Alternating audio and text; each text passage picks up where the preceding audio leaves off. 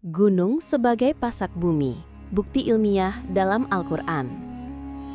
Pernahkah kamu bertanya, mengapa bumi ini stabil? Mengapa kita bisa hidup tanpa bumi terguncang setiap saat? Jawabannya ada pada gunung. Dan yang luar biasa, Al-Quran sudah menyebutkan fungsi gunung sejak 1400 tahun yang lalu. Dalam surah An-Naba ayat 6-7, Allah berfirman, "Bukankah kami telah menjadikan bumi sebagai hamparan dan gunung-gunung sebagai pasak?" Perhatikan kata pasak atau dalam bahasa Arabnya autad. Pasak adalah paku besar yang menancap dalam tanah, menjaga sesuatu tetap kokoh.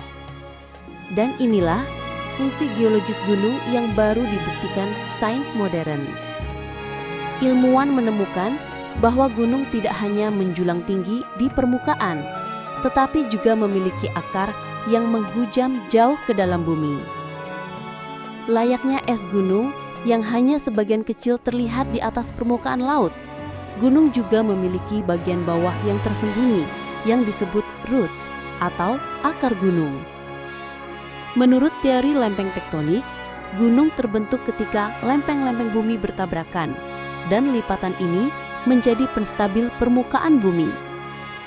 Tanpa gunung, kerak bumi akan lebih mudah berguncang, lebih sering terjadi gempa dan pergeseran besar. Dan lagi-lagi, semua ini telah disebutkan dalam Al-Quran jauh sebelum manusia punya ilmu geologi.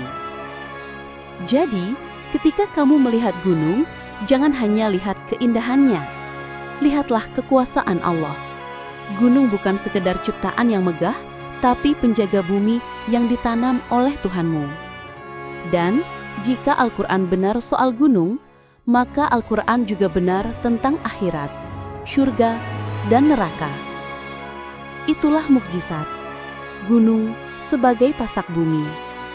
Tegak, demi manusia, ditanam oleh Allah.